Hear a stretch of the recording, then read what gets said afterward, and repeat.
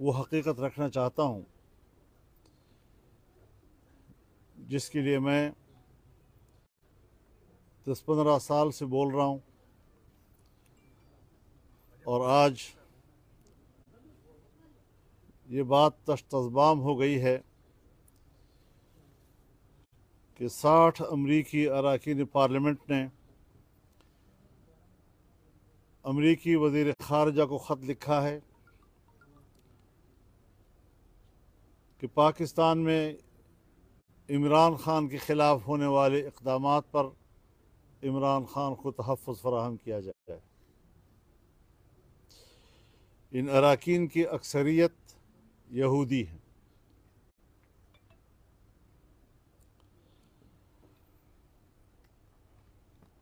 अब आप खुद अंदाज़ा लगाएं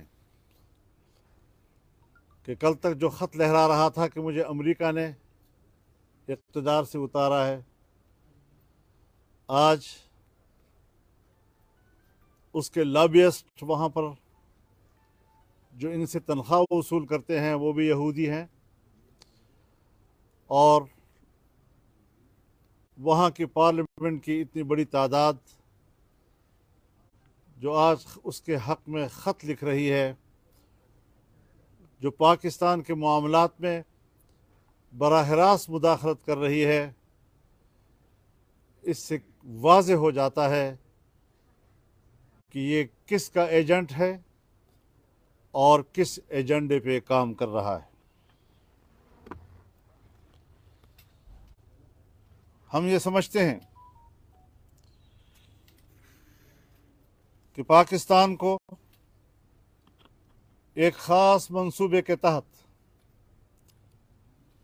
रियासत को तबाह करने का एक बैनुल-अक़वामी एजेंडा है। इमरान ख़ान को उस एजेंडे की तकमील के लिए पाकिस्तान की सियासत में इंजेक्ट किया गया है।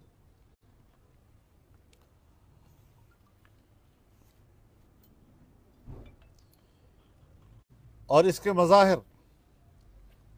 गुज़श्ता 9 मई को और 10 मई को मुल्क के तूल अर्ज़ में आपने देखे किस तरह इदारों पर हमले किए गए और बलवाइयों ने GHQ, लाहौर कोर कमांडर का घर हो, किला बाला हिसार हो, चकदरा का फौजी किला हो, उसके अंदर मस्जिद के अंदर कुरान करीम के नुस्खे जिस बेदर्दी के साथ इन्होंने जलाए, चौक पर लिखे गए कलमा तैयबा पर डंडे बरसाए गए, किससे बदला लेना चाहते थे?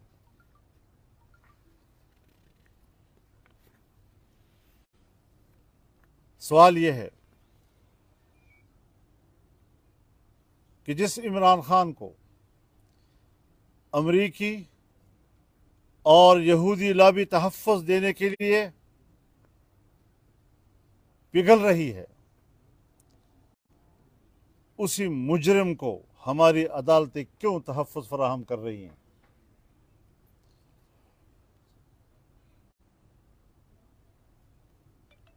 उनके दहशतगर्दों को हमारी अदालतों से क्यों सहूलतकारी मुहैया की जा रही है? बैक वक्त तमाम मुकदमात में ज़मानत फ़लाँ तारीख़ पर फ़लाँ तारीख़ तक अगर कोई नया मुकदमा दर्ज हुआ तब भी गिरफ्तारी नहीं हो सकेगी। यानी हमारी अदालत से उनको सर्टिफिकेट मिल गया कि अगर इस दौरान में वो किसी को कत्ल भी करेगा और उसके ख़िलाफ़ 302 का मुकदमा भी होगा तब भी उसको गिरफ़्तार नहीं किया जा सकेगा। फौजदारी केसेस में उनको गिरफ़्तार नहीं किया जा सकेगा। यहाँ तक मामला चला गया है और इसके ऊपर PDM ने जो एहतजाजी मुज़ाहरा किया और उस मुज़ाहरे के बाद भी अगर यही सूरत हाल बरकरार रहती है तो इसका माना यह है कि हमारी अदालतें बराह रास्त कौम के साथ और अवाम के साथ ऐलान जंग कर रही है।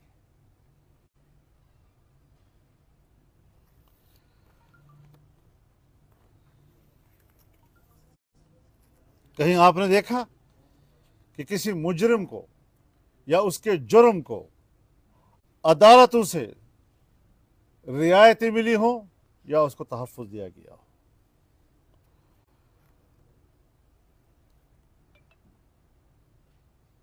इन फैसलों से तो ऐसा मालूम होता है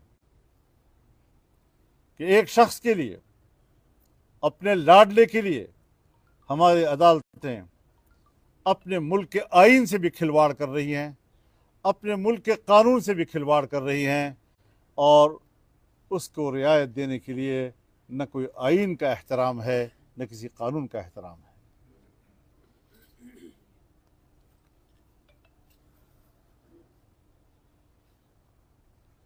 पहले सुप्रीम कोर्ट में, लाहौर हाई कोर्ट में, और अब इस्लामाबाद हाई कोर्ट में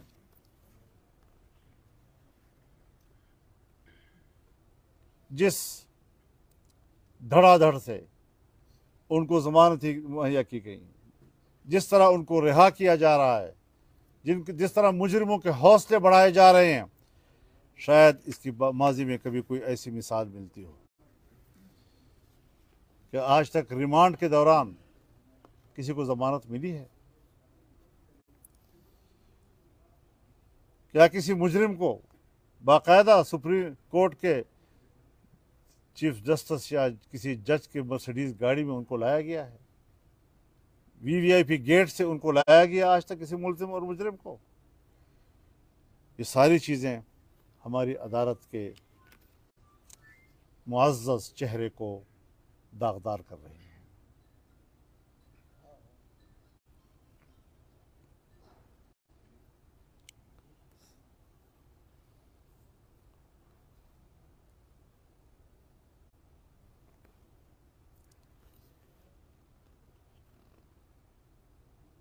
हम समझते हैं कि एक ख़ास एजेंडे के तहत पाकिस्तानी सियासत में एक गैर ज़रूरी अंसर को इस हद तक तहफ़्फ़ुज़ दिया जा रहा है, जिसका साफ मतलब यही है कि हमारा एक इदारा या उनके कुछ जजेस वो रियासत को कमज़ोर कर रहे हैं। जब रियासत को कमज़ोर होते हुए हम देखेंगे तो फिर पाकिस्तान का एक एक बच्चा रियासत की तहफ़्फ़ुज़ के लिए मैदान में आएगा। फिर उनको ये शिकायत नहीं होनी चाहिए कि अदालत मुहतरम है, अदालत की तौहीन हो रही है।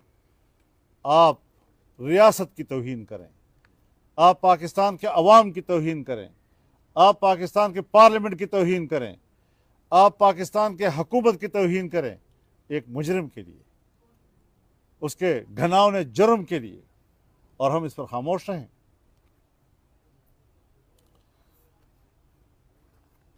इस तरह की ज़मानतें और इस तरह का रिलीफ,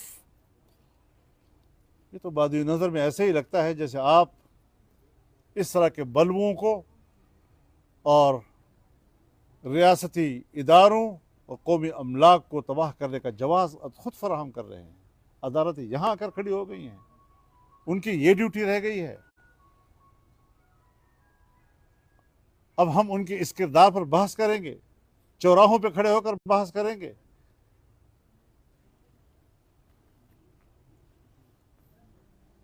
और फिर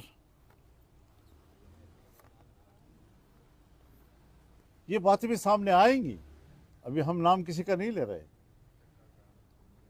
लेकिन ये बातें सामने आएंगी कि कौन सा जज किस लॉबी से बराह रास्त वाबस्ता है, कौन सा जज मुजरिम के साथ बराह रास्त राब्ते में है। आज हम अभी उनके नाम नहीं लेना चाहते, लेकिन तंग आमद व जंग आमद फिर हमें वो सारी चीज़ें पब्लिक के सामने लानी पड़ेंगी। हम कोई आज पाकिस्तानी सियासत में नवारिद नहीं है कि कहीं आज हम सीख रहे हैं। शायद ये सब हमसे जूनियर हैं, कम से कम मुझसे तो जूनियर हैं सारे।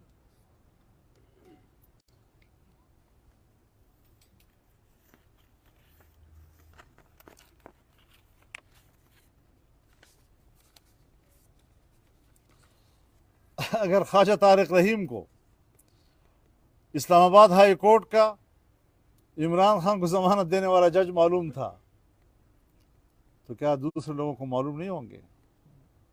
उन्हीं को मालूम है क्या? आने वाले कल के फैसलों के बारे में जज का भी नाम लिया जाता है, उसके फैसलों को भी बताया जाता है और वही पे सामने आ भी जाता है। तो दुनिया इतनी गाफिल नहीं है, नहीं इतनी लाबलद है। 60 अमरीकी नुमाइंदगान के दस्तखतशुदा खत ने इमरान खान की बैनुल-अक़वामी पुष्टपनाहों और अदालती फैसलों के मकामी पुष्टपनाहों का गठजोड़ बेनकाब कर दिया है।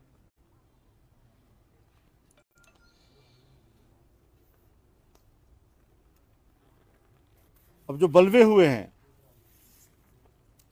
जो नुकसानात हुए, कहते हैं ये हमारे लोग नहीं हैं। अगर ये आपके लोग नहीं हैं तो इसका माना ये कि आपके लिए फिर कोई बंदा निकला भी नहीं है।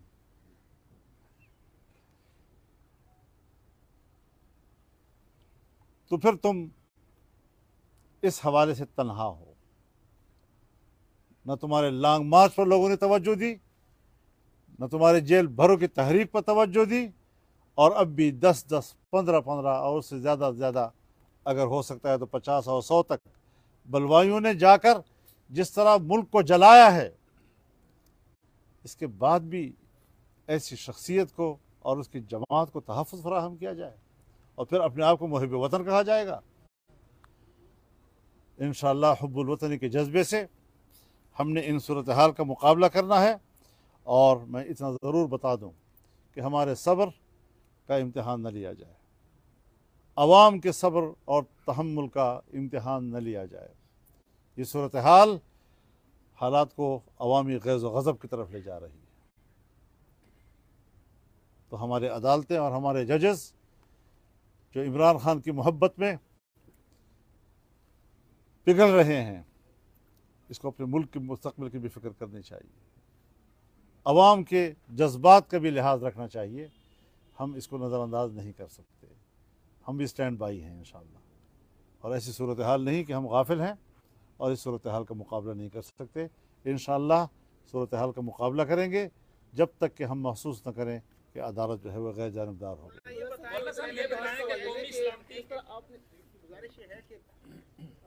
इदारे टारगेटेड हुए, फौज टारगेट हुई, फिर सियासी जमातें टारगेटेड हुई। अब अदालतें जो हैं वो उसको घसीट के मैदान में लाया जा रहा है। किरदार अपनी जगह सबके सामने है। आप बता सकते हैं कि इस तमाम सूरत के बाद जो आने वाला एक मंजर है वो क्या होगा सियासी? देखिए, इससे न डराया जाए हमें।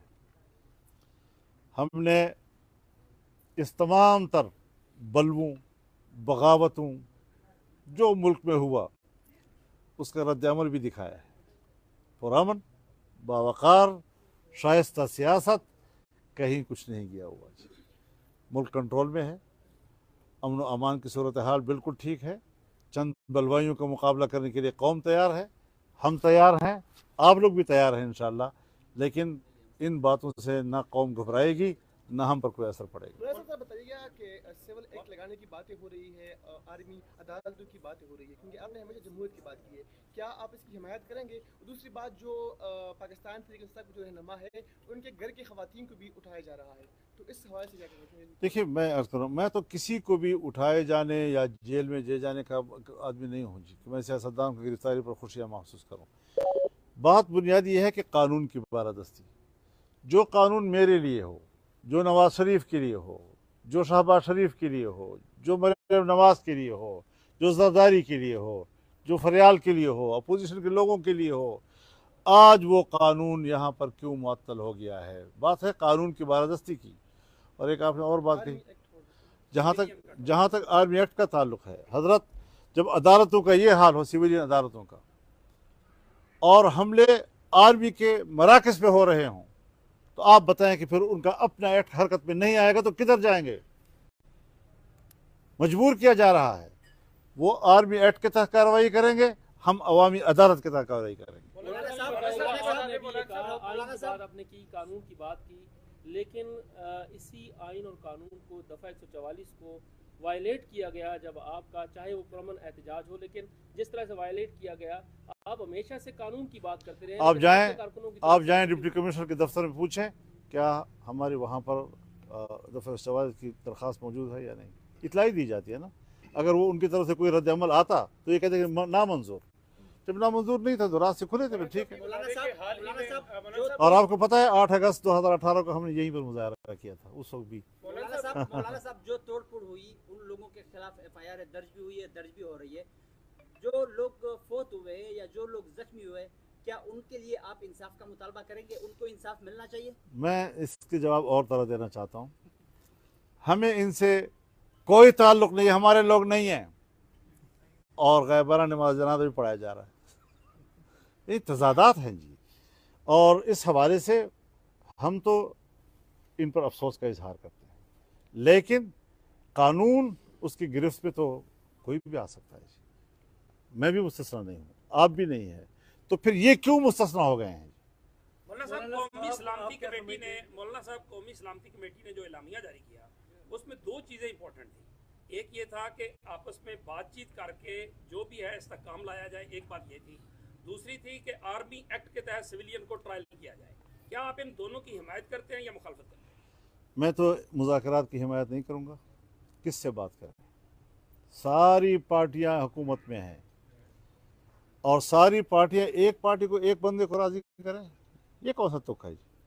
अगर मुज़ाकरात हुए थे तो एक जुल्फ़िकार अली भुट्टो और उसकी पार्टी की हुकूमत थी, और वो पूरे PNA को, जो तमाम पार्टियों का इकट्ठ था और छोटी छोटी तंजीमें उनके साथ तहरीक में वाबस्ता थी, उनको आमादा करना था।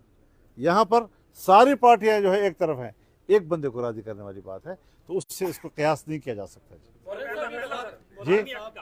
सिविलियन का आर्मी एक्ट के साथ ट्रायल सपोर्ट करते हैं? सिविलियन अगर फौजी मराकज पे हमला करेगा तो फिर क्या करेगी फौज? जब इधर से अदालत से उसको छोड़ रही है तो फिर वो क्या करेंगे? यार साहब ये बता दें कि हाल ही में अमेरिकी इदारे ने मजहबी आज़ादी के हवाले से एक रिपोर्ट जारी की है, जिसमें PDM की गवर्नमेंट और आपका भी जिक्र है कि आप इमरान खान और उसकी हुकूमत के खिलाफ तौहीनी मजहब का कार्ड इस्तेमाल कर रहे हैं। इस पर आप क्या कहेंगे? दूसरी बात यह कि जब आप इमरान खान के साथ, जब आप अपोजिशन में थे, उस सियासी लड़ाई लड़ रहे थे, उस वक्त उसके फौज उनके साथ थी और आप उसको शिकस्त देने में नाकाम थे। आज जो क्रैकडाउन उनके खिलाफ है, मिलिट्री कर रही है मिलिट्री अदालतों में, तो क्या आप नहीं समझते कि आप सियासी लड़ाई के बजाय उसी चीज़ पे आप पॉइंट स्कोरिंग कर रहे हैं ताकि पाकिस्तान तहरीक इंसाफ को क्रैकडाउन कर सके? मैं आपको वाज़ेह बताना चाहता हूँ कि सारों की इकट्ठ के बावजूद वो हमारी तहरीक को नहीं दबा सके, और उसका नतीजा ये निकला कि बिल आखिर उसको जाना पड़ गया। तो आखिर में असबाब क्या शक्ल इख्तियार करते हैं, लेकिन एक तहरीक थी जिसके लिए उनके तमाम जो उनके फेवर में जर्नल्स थे वो सब इकट्ठे थे, और हमने उस तिलिस्म को तोड़ा और इस्तकामत के साथ तोड़ा। एक लम्हा के लिए हमने गफलत का मुजाहरा नहीं किया है।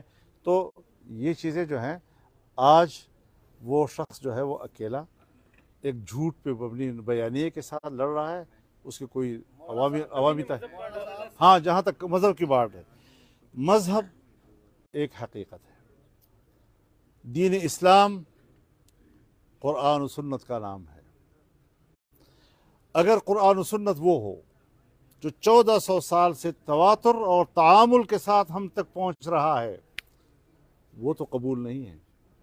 लेकिन अगर उसकी कोई गलत तशरीह व ताबीर करता है, नित नई ताबीरात करता है, चाहे वो किसी सूरत में हो, अहमदियों के, कादियानियों के, जिस शक्ल में भी हो, वो मजहब उनको क्यों कबूल है? मजहब की गलत तशरीह, मजहब का चेहरा बिगाड़ना, उस सूरत में तो मजहब उनको कबूल है। लेकिन मजहब अगर अपने हकीकी माने और ताबीर के साथ हो तो वो उनको काबिल कबूल नहीं है। उनको बताना चाहता हूँ, अमरीकियों, हम मजहब का कार्ड इस्तेमाल नहीं कर रहे, हम बबांग दोहल आपको बताना चाहते हैं कि मजहब हमारा काज है और उसके लिए हम लड़ेंगे। वो ये है सर कि एक तो ये बताएं कि वो से PTI का जो मरकजी रहनुमा है वो भी 9 मई की उसकी मजम्मत करना शुरू कर दिया उन्होंने, जैसे फवाद चौधरी साहब है और कुछ लोग हैं। एक ये दूसरा, कुछ लोगों ने PTI छोड़ दी है, क्या उनका सॉफ्टवेयर अपडेट हुआ है या वो अपने ज़मीर की बात पे छोड़ रहे हैं PTI? तो वो इन ताबू असलहों के ज़ुमरे में आ जाएंगे। मौलाना साहब ये फरमाएं, लोग ये पूछ रहे हैं कि मौलाना साहब ने धरना दिया, सुप्रीम कोर्ट के बाहर, पहले 13 दिन रहे थे, फिर कुछ दिन और 13 घंटे, फिर 13 घंटे रहे। इस दफा हफ्ते का नुस्खा लोग समझ बैठे थे कि हफ्ते का नुस्खा होगा। ये हुआ क्या? धरना फौरन खत्म क्यों किया? ये लोग सवालात पूछ रहे हैं, तो इसका थोड़ा सा बताएंगे। मेरे ख्याल में बहुत मुख्तसर नोटिस पे लोग आए थे और उन्होंने अपना मकसद एक ही दिन में हासिल कर लिया था। जब अदालत ने अपना केस जो है वो एक हफ्ते के लिए पोस्टपोन कर दिया और सूरत हाल एक बेहतर सिमत में लोगों को नज़र आई, तो फिर खामखा लोगों को बिठाए रखने का तो माना नहीं होता ना। कॉज के लिए होता है, एक मकसद के लिए होता है। अगर वो 10 दिन में हासिल हो, महीने में हासिल हो या 10 घंटों में हासिल हो, हमने बहुत से मकासद एक ही दिन के अंदर हासिल कर लिए और एक ऐसे किरदार के साथ कि दुनिया में उसकी मिसाल नहीं मिल सकती। मज़हब कार्ड और मज़हब कार्ड और मज़हब कार्ड, ये चीज़ें जो हैं हमसे सीखो कि मज़हब कितना पुरअमन है, मज़हब कितना मुनज़्ज़म है, वो सोसाइटी को क्या तहफ़्फ़ुज़ देता है, किस तरह ज़ब्त देता है।